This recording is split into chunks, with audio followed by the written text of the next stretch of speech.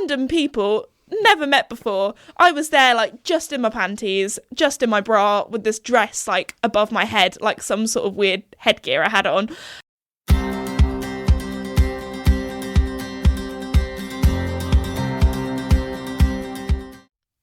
Hello everybody and welcome back to my podcast, Esme's Country Life. This week, like most weeks, I've had another very hectic, very busy week. But before we begin, I just want to say a huge thank you to the sponsor of the podcast, Red Post.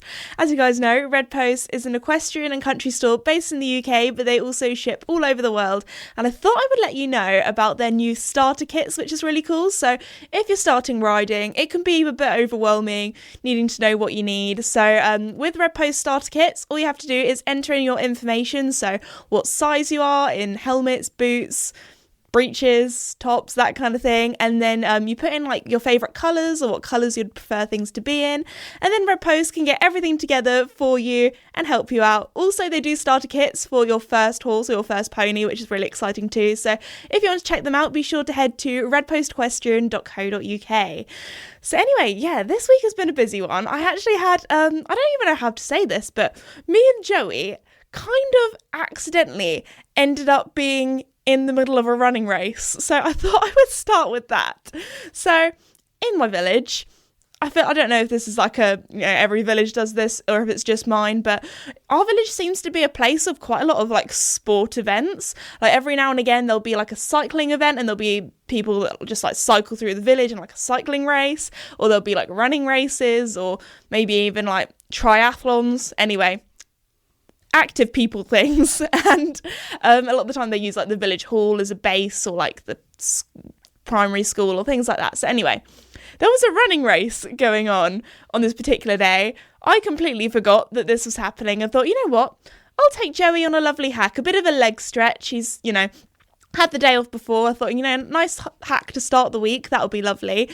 Oh my goodness, we went out into the village, turned around the corner, so we were already on our merry way. It wasn't like, we'll just turn back now, the roads are full of people jogging.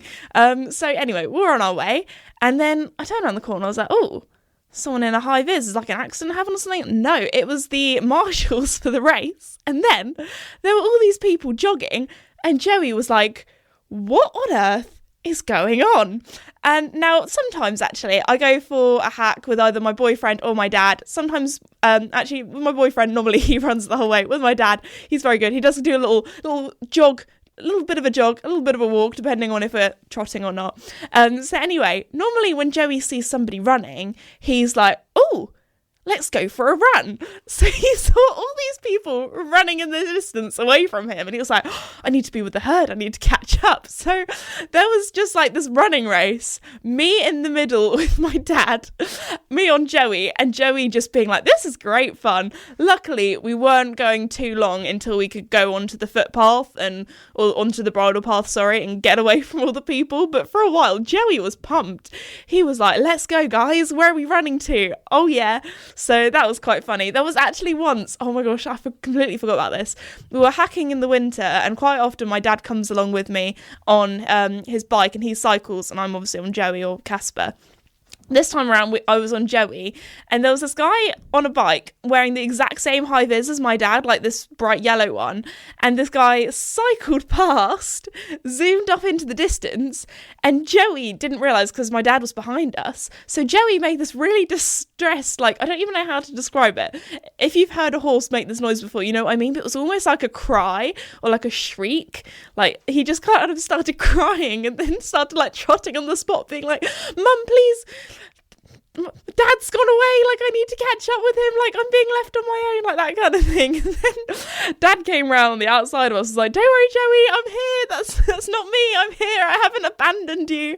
So please let me know, send me a DM or whatever, or comment on this if you're watching on YouTube. Let me know if your horse has ever done this, mistaken somebody else as like a family member and have just gone, oh my gosh, they're leaving me into the distance. Like I remember, I think it was around this time, oh my gosh, I think it was a long time ago. It was back in 2017. Before I had Joey, before I had Duke, I did a sponsored ride with Casper, and he absolutely loved that. It was 10 miles, And I think we did it in about an hour. So our average speed was like 10 miles an hour, which doesn't sound fast when you're in a car. But when you're on a horse, we pretty much just ended up cantering and galloping the whole way, or all the bits that were kind of like off-road or like on a field or were safe to kind of go fast. Because every time Casper saw a horse ahead of us, he was like, I must overtake it. I must get to it. And my friend who was on her horse, oh my gosh, her horse was not in the same like mind frame as Casper.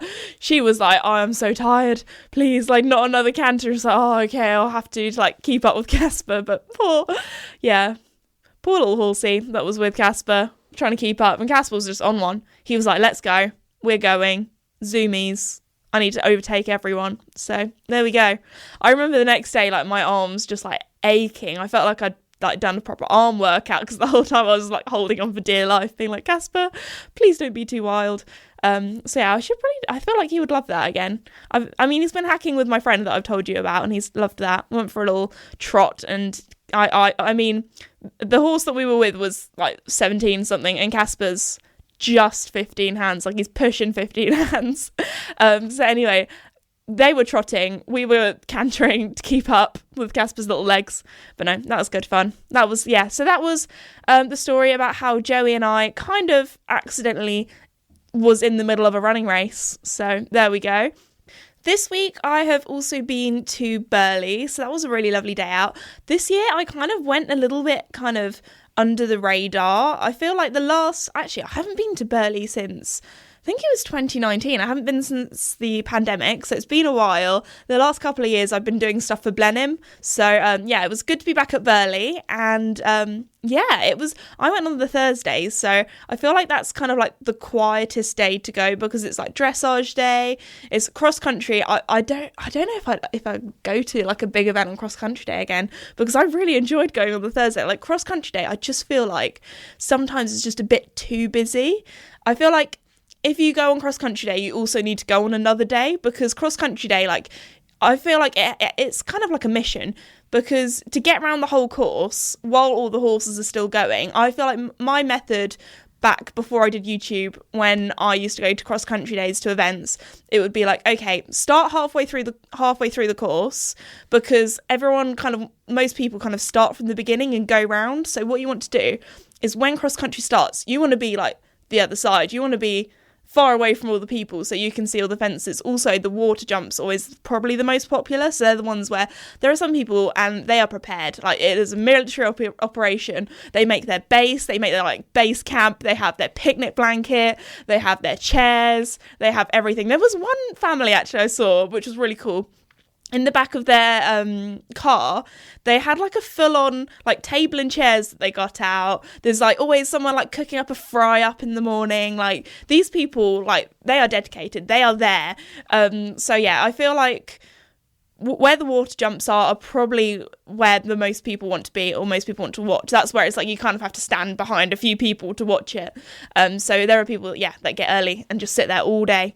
But anyway, so my kind of method would be go halfway out on course, watch it all, and then like slowly kind of come back as the day kind of goes on, because most people are kind of going out in the opposite direction. So that's my method, or my top tips. I feel like if you do that, best of luck. Cross country day is something else. It's always busy. I feel like we would normally go on dressage day. So on the Friday, dressage day would kind of be like the shopping day, which sounds bad. I do enjoy watching the dressage, but I feel like eventing dressage is just totally different to like dressage. And I remember I think Max my younger brother had done some filming with me. We were at the World Championships, and he'd only seen eventing dressage before, and we went and saw, Grand Prix dressage at the World Championships, and Max being like, oh wow, this is really good. And it was like Lottie Fry winning her like gold medal, and I was like, yeah, best in the world, like, so that was quite funny. I feel like the people that love eventing dressage are like the hardcore eventing people. I'm more of a show jumper myself, but I do really enjoy it. I love watching the trot up as well, like seeing everyone's outfits, like what everyone's wearing. That's always good fun too. But yeah, I feel like it probably sounds really bad, but dressage day is kind of like the shopping day, going around the shopping, that kind of thing, because on cross country day, you don't have time to do the shopping. You need to be watching the action. And also, if you do all the shopping like before cross country, you're gonna be doing a proper workout. If you buy a lot of shopping, you're gonna have to carry that around all day. So what I would normally do if we just went cross country day, shopping in the morning, don't buy anything, just look at everything, and then as you go around cross country, you kind of think about what you want to buy, and then before you go home, doing your purchases. So there we go. But anyway, yeah, sorry, back to my actual time at Burghley this week. So I was very kindly taken to Burghley by Fairfax and Favour and Lemieux. So I was all dressed up in Fairfax and Favour, which was lovely. I was wearing like a little maroon berry kind of, I need to actually remember what the actual colour of it's called. Plum. There we go. It was plum. A plum jacket, and went for some white flares and a white shirt, because I was like, I don't know, really, I was like, well, I was kind of thinking like how most people would dress a blazer. Like most people would probably go skinny jeans with, you know, the classic Fairfax and Favour boots and that kind of thing. And I thought, you know what? I'm going to go for something a little bit different. I'm going to go out there. So yeah, I wore my white flares, and it wasn't like badminton where it was absolutely disgusting and muddy. I could wear my white trainers as well, and it was all good. So that was lovely. It was lovely weather as well. So I kind of like arrived, quickly went through and chatted to all my sponsors, had a little catch up with everybody, had a lovely lunch with Lemieux as well, in the hospitality bit, had a bit of a meeting with them. So yeah, I had a really lovely time at Burghley, because I wasn't really there, like, I was there working, but I wasn't really there, like, working. I felt like it's very different going to an event with sponsors compared to going to an event and, like, working for the actual show. So it's still very kindly, Burghley gave me, like, media accreditation and press passes and things, so I could go into the media centre and use the Wi-Fi and post all my stuff and edit content on my laptop and that kind of thing. But it was just a bit more of a chilled one. I was kind of there, like, under the radar. I was kind of there, like, I didn't announce on my stories or anything like that, being like, hey, I'm at Burghley. It was just kind of like me going for the day, saying hi to some friends, that kind of thing. So it was a really lovely day, actually. And then, yeah, it was just a bit more of a chilled one, which I'm not used to, especially as you guys have heard the previous episodes of my podcasts, where basically the last couple of shows I've been to, I have been like either non-stop doing meet and greets and not been able to like see any of the show really at all, or it's been like non-stop like getting content out, interviews, bam, all that kind of stuff. So it was quite nice to go to a show and just have a bit more of a jolly. So yeah, and then there wasn't really anything that dramatic that happened at Burghley, really. I feel like normally with my podcast I'm like, guys, I've got a really embarrassing story to tell you, like listen up, that kind of thing. But Burghley was really lovely. Yeah, no dramas. All good. Actually, there was a little bit of a drama, but it wasn't at Burghley, it was at home. So for a while, you guys might know, I've got chickens. I think I've had them since 2019, so quite a while. We started off with 4. Unfortunately, we only have 2 now. One of them we actually lost in our first year, which is really sad.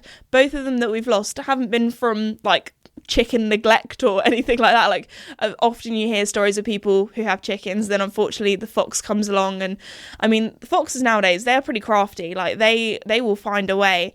We had some chickens taken by the fox once, and it was in broad daylight, and we had like electric fence, everything. So anyway, this was from our chicken basically becoming egg bound.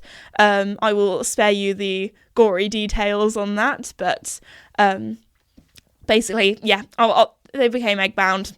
R.I.P. chicken, very sad. So yeah, my chickens are actually named after chocolate, just because it was around the time of like Easter, and I was just thinking of chocolate eggs. So we used to have Bounty, R.I.P., and we used to have Milky Way or Milky, R.I.P. again, both egg bound, very sad. And then we only have 2 left, really. We have Snickers and Mars, although my mum never calls Mars, because she was the only brown chicken out of all of them. The other ones were like black, white or grey. She just would always forget Mars's name, so she'd always be like, oh, the brown chicken. So Mars is sometimes called brown chicken, sometimes she is called Mars. There we go. But anyway, Mars is going strong. She's great. Good old gal. Snickers, on the other hand, has not been too well lately, which has been a bit sad. She's just like, doesn't really go far away from the coop. You know, when you can just tell, like, you're just like, you're getting a bit old. You're just, I don't know. She's just not her cheery old self. I mean, Snickers is doing all right, but she is blind in one eye. So the poor girl, we were kind of thinking she might be on her last legs. Like, she might be going to chicken heaven. We're not sure. So anyway, keep this in mind. And then on my way back from Burghley, my mum goes, you know what, Ez? She sends me this long text. I kind of want to read it out, actually. I don't know. Should I do that? It's so random. I'll get my phone. Wait a sec. I hope my mum doesn't mind me talking about this. Like, reading our private message. I can't even... What did she say? The way that she said it. It was such a long message as well. Wait a sec. Where is it? Was it on the group chat, actually? I think it might have been... on the group, yeah, here it is. It's on the group chat where it's like me, my mum and my dad, because we have a family group chat with Max. But then like my mum would just be like sending us things relative to us kind of being at the house, and my brother would be up at university. So when she'd be like, oh, like dinner's ready if we were having dinner together or something like that, Max would be like, he was a bit sad actually. We made a group chat without him. It's called the compound dinner alarm, because we call kind of like, I don't know why, we call where we live, we call it the compound because my grandparents are next door as well, so we always kind of joke that we're in this compound together, even though where we live is very lovely. It's not like a compound at all. But anyway, she said, oh, my mum's so cute. She just said, just watched your Instagram story and you guys have been working hard, and Ez, you look gorgeous. Little love heart as well. Thanks, Mama. Meanwhile, I've been here doing bird aid.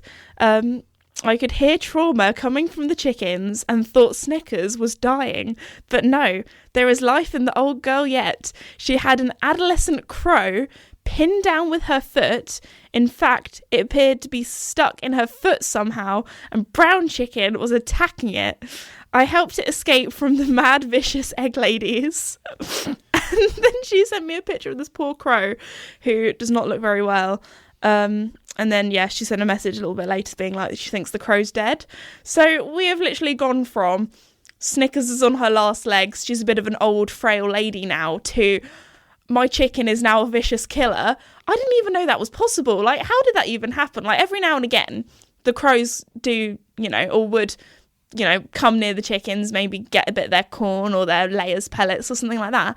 And like, Snickers, she's always been a bold gal. She has been out there defending her turf. Like, she would run and kind of like squawk at them or whatever, would be like, just run at them basically, and then they'd fly away. But no, she's taken it too far. Now, I don't actually know if it was an adolescent crow or if it was our pet crow. We don't actually have a pet crow, but basically when my parents built the house, when it was literally just like a wooden frame, there was this crow that would always sit on the wooden frame, and even now, like, the house is built and we live in there, the same crow is there, and we actually ended up calling the crow Frank, because the noise that Frank would make would kind of go like, Frank, Frank. Like, crows are really intelligent animals. They're also very territorial as well. So often you don't find a lot of crows all in one area. Like, often there's one and like that's their turf. And obviously Frank was like, this house looks good, I'm going to claim here, this is where I'm going to live. So I don't know if it was Frank or if it was a different one. But since then, we have not seen Frank yet. So I'll keep you updated. But yeah, my chicken is a crow murderer. Like, I mean, part of me was like, do I even talk about this on the podcast? Like, it's a little bit morbid. But part of me was also like, this is Esme's country life and things that happen in the country, I guess I was going to say it's circle of life, but it's not like Snickers ate the crow or anything. She just had it in for it. So yeah, poor old crow. And I don't know. I mean, I don't know if Snickers is going to get some sort of bird disease from this crow, like being that close. So I'll keep you updated on that. But anyway, away from the chicken drama, away from the countryside also, because I went up to London last week and I was very kindly given a slot on BBC Radio live, talking about my book and everything. So that was pretty cool. I feel like this one was a little bit more of like a chilled one because, it was on a Sunday, but also a lot of my job, I don't know what I'm doing like next week. So I think we got the email through that, my like lady, a person, I don't know what exactly what her like specific like proper name role is, but she helps me a lot with like the publicity and things of my book, so giving me opportunities of like going on the radio and things like that. So she was like, oh, I've got you a slot on the radio if you want it, and we were told that on the Tuesday, and it was kind of like by the end of that day I had to be like yay or nay. So obviously I was like, yeah, I can do Sunday, I'm free. Like normally I try my very best to have like Sundays off. Like that is my day where like, I could give the horses a day off like riding. I like don't do anything social media wise. Like I just live a very like boring, like not boring, but I just have like a very chilled normal day, because a lot of my life is pretty wild. But anyway, so had a radio interview, that was cool. Also, like the one I did in Ireland, I like talked to a lady like beforehand for like an hour talking about the stuff that I was going to talk about, so then the radio interviewer would know like what questions to ask. This one we didn't have that, it was all a bit last minute, but it was fine. I got to go to the BBC building as well, so that was really cool, like, you know, the ones that you see on the telly and that kind of thing. And the radio bit was also in the same like building as like the One Show and that kind of thing, and I feel like the BBC one compared to the one in Ireland, it was different in different ways. Like I feel like the security for BBC was a lot higher. Like when we went in, we had to show some ID, so I showed like my driver's license, and then we had to have all of our bags checked, and then we had to have like a little bit of paper on our bag, you know, the like little like wristband kind of things that they stick together like at the airport, basically saying that the bag had been checked and that was all safe. And then I had to wear an ID as well with like my name on and that kind of thing. But yeah, so went into the waiting room, so that was really cool. And I don't know, I feel like because I had less time to kind of be like, oh, I'm on the radio this week, I feel like the first one I was a little bit nervous for, but this one I was super chilled out. I was like, oh, I literally have done this before, I just talk about the same old things. I feel like the one in Ireland, I talked more about like horses, because the lady was really interested in horses and that kind of thing, and then this one was a lot more about the book and being a children's author, because Sam, the interviewer, she has also written a children's book, so that was really cool. So we chatted about that, and I always feel like I've only done 2 radio interviews, but I feel like whenever I do a radio interview, they always go so quickly, because I mean, you guys know I'm used to the podcast, I'm used to chatting for like half an hour, 45 minutes just about random stuff. So when you have to like try and get so many points across as well within like 10-15 minutes that you're on the radio, I always feel like I never have enough time. But I feel like that's a lot better to be than like to be blank, where you're just like, I don't know what to say, and be really difficult for the interviewer. I feel like I'm an all right person to interview, because often the interviewer doesn't have much to say in between. Like I'm just talking, I'm just chatting. So no, it went really well. She was really lovely. The team was really lovely. Also for this one, I had to wear headphones, which was I don't think I wore headphones in the last one, I can't remember. So I was like, for half a second, I was like, they don't have a delay, do they? They are live, because you could like put the headphones on, then you could hear like the music that's on the radio and that kind of thing. They're like, no, it's fully live, no delay. Because if you've ever done it before, like sometimes when we're filming, and my dad has like the headphones on, it kind of acts like a speech jammer, because there is a little bit of a delay. And I had that when I did my demo at World Horse Welfare, and I basically just had to blank out any background noise and just listen to what I was saying, because basically I could hear myself like a millisecond later saying the thing, and it's really trippy. It feels so weird if you've ever had that experience before. So luckily there was no speech jammer, so I was a little bit worried about that at first. I'm like, no, it's all good. And then like there was a little knob underneath the desk where I could change the volume and that kind of thing. But no, that was really good. And then afterwards I did a little bit of shopping, because, you know, don't really get out much to the town or the city that often. I mean, this sounds bad, but I feel like I go to London more often than I go to like my local town shopping. Like if I'm leaving the countryside, like I am going all out. So obviously made the most of going up and down Oxford Street, Regent Street, doing a bit of shopping. Got a new coat for the winter, just like a little, like, I feel like in the UK, the perfect coat for just like popping on, like I need to go somewhere, I need to chuck it on for like autumn, winter, is one that's waterproof / water resistant, because it rains here all the time. Not too thick, because we do this thing where it's freezing out. It's like pretty cold outside, but it's not like freezing. Like it's not snowing. It gets icy sometimes in the morning, but then it kind of, you know, melts away. So we're like UK is basically, I'm trying to remember from geography now, it's temperate maritime, so basically it means it's wet and it doesn't really have that many extreme temperatures. So I've got a new coat that was, slightly water resistant. Also not like a long one. I just wanted a short one because it gets really warm also especially if you're like in a town and you're going from outside to inside, and you go inside and you get blasted with all the heat, and then you've got this coat on and you're sweating, and it's like two extremes. And I feel like I'm probably going to have that when I go away next week. I'm going on holiday, so really looking forward to that. I'm going to Dubai, which I feel like that is a big holiday. Like, I know it's a big holiday because I'm not going from Gatwick, I'm going from Heathrow. And if you live in the south, you will know that like Gatwick is like you're going somewhere in Europe, you're going here, there, everywhere, that kind of thing. But Heathrow, you're going on a big trip. Like, you're going to the US, you're going to Australia, you're going to like Africa, something like that. So this is exciting. So I'm really looking forward to that. Anyway, sorry, off topic. What was I talking about? Winter jackets. There we go. I'll get onto that later, or you'll probably hear all about that trip in a episode coming up. So yeah, as I'm filming this, is Saturday and I'm going on Monday, so I'm pretty pumped and pretty excited. Have not packed at all yet, so should probably be thinking about that this weekend. But anyway, back to shopping. So yeah, it was just like the perfect little winter jacket just to put on, go here, there and everywhere. And also it's white as well, so I feel like it's a very neutral colour. It's nothing. It's something that will go with all my outfits. I was thinking, do I go white? Do I go black? I feel like a black coat can be quite basic, but I was like, you know what? White might be an unpractical coat, but I do wear quite a lot of light pastel coloured stuff, so I think it would go a little bit better. Anyway, also while I was shopping, I've just remembered another embarrassing story. There we go. I never disappoint. I went into a shop and I saw this dress and I thought, that is really pretty. It was in the sale as well, but it was an extra small rather than a small. Normally I'm like a UK size 8 or a UK small, because I have quite wide shoulders and quite like a wide rib cage as well. So if it's stretchy, I can probably get away with an extra small depending on what it is. But this dress, like, it had a bit of stretching, but obviously not quite enough, because I pulled it over my head, put it on. When I put it on, it was fine because I had gravity with me. It was going down, it was going on.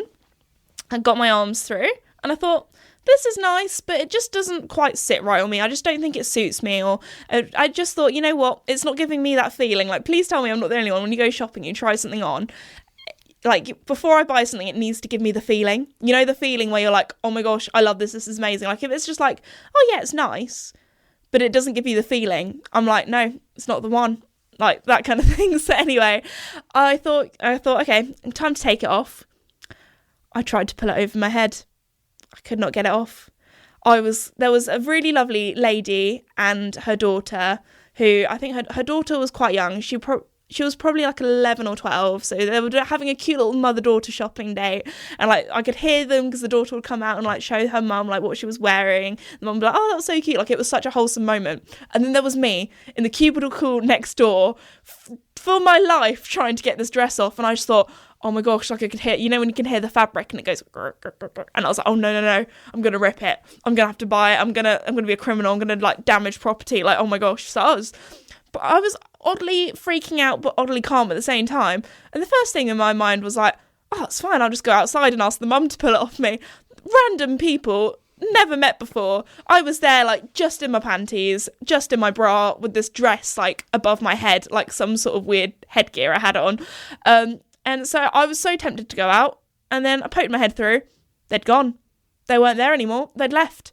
So I was all alone in the changing rooms, and my dad was there, but the signal, I tried my phone, signal not working. I was like, I need somebody to help me out of this dress, because I'm and also, to make stress even more, I had like a shopping opportunity / time, and I knew after that shop we had to head to Waterstones for me to sign some books at 2 p.m. So I was like, oh no, I'm going to be late, like this is not good. In the end, if you ever get stuck in a dress, this is how I did it, because I think it was my broad shoulders that was kind of, I was struggling with. I just couldn't get them up over my shoulders. So I thought, you know what, I'm working against gravity here, because my arms are up in the air. I had nothing to pull the dress up with. I was literally just like my arms up in the air like a little banana kind of thing. So I thought, you know what? I'm going to do a handstand. I didn't actually do like a handstand, but I put my hands on the ground, kind of bent over, and managed to somehow shimmy out, because the dress had kind of flopped to the floor. I managed to like pull it with my hands kind of on the ground. It was a very weird, like, I'm so glad. If there were hidden cameras or something watching me, it would have been hilarious. But I was probably stuck in that dress for at least like 5-10 minutes just trying to get out. It wasn't good, but there we go. I managed to make it to Waterstones in time. I signed all the books they had there of Jessie and the Star Rider, the second series or second book. There we go. Second book of the Starlet Stables Gang. But yeah, it was all good. I managed to escape the dress and I got there in time. Also, while I was in London, I actually got spotted quite a few times, which normally is, I was going to say not unusual, because I do get spotted here, there and everywhere. Often airports, actually. And often by parents as well. People are like, oh my gosh, my daughter loves watching your videos, or my son loves watching your videos, or that kind of thing. But I got spotted a few times in London. Once was in Victoria toilets at the station, which is quite fun. There was a really lovely girl. She came up and was like, oh my gosh, like, she was like, oh my gosh, you're like my childhood. I watched you like growing up and still watch you now, and that was really lovely. Had a little selfie in the bathroom. Not my first time I've done a selfie in the bathroom with somebody, but there we go. So that was quite good fun. And then another, I think it was on Regent Street. It was when I was walking up to the BBC. There was a teenage boy, and he came up and he was like, oh my gosh, my sister loves watching your videos. So I took a little photo with him, which was cute. But yeah, no. So I feel like normally when I'm in like a city, because there are just so many people, and also like if I'm in London, you're probably not looking out for me, but if you're at a tack shop or if you're at a horse event or somewhere horsey, you probably would look out for me, if that makes sense. So anyway, yeah, met those people. They were really lovely. They're always very sweet meeting you guys out in the wild, out in public. But yeah, that was kind of really my London adventure. Got the train home. That was all good, especially as the trains have been a bit temperamental lately. Like I remember like a lot of the time there's been so many like bus replacements, so we always like look on our phone being like, is it going to be a bus replacement, is it going to be an actual train? And then yeah, we always have to like double check nowadays. But yeah, that all went really smoothly with our journey. I feel like there's always something that happens. There was me with my haul of shopping ready for autumn winter.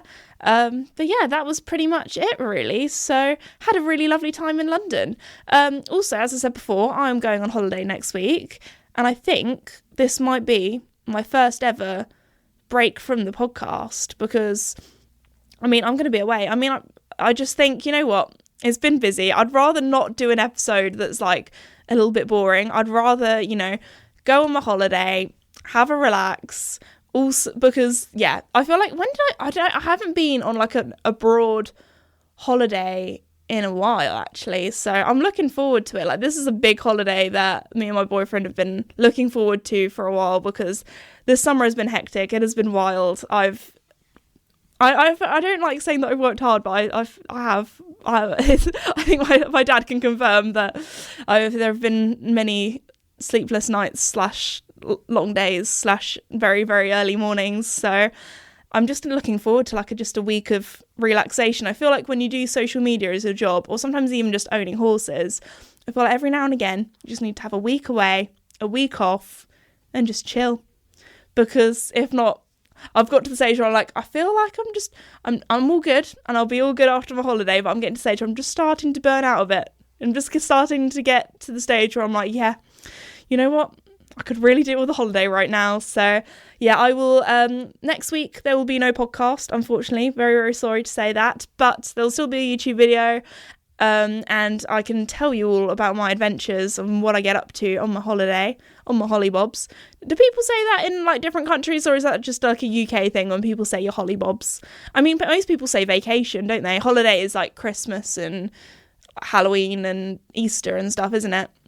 But anyway, in the UK we say holiday, so I'm going on it's actually a really lovely time, because it won't be busy, because everyone's kind of like back at work, back at uni, back at school in September, and we're going away just at the end. So yeah, I'll tell you all about my adventures when I'm back. Thank you again to listening to the podcast, and thank you so much to Red Post for sponsoring the podcast as well. Be sure to check them out at redpostquestion.co.uk. But anyway, thank you for listening to this week and what I've been up to, and some kind of more wild things. Hopefully there is no more chicken massacres happening this week. I really hope this podcast doesn't get demonetized by me talking about that, but circle of life, I guess. I don't know if I'm going to be able to look at Snickers the same. Anyway, thank you so much for listening, and I'll see you all next time. Bye!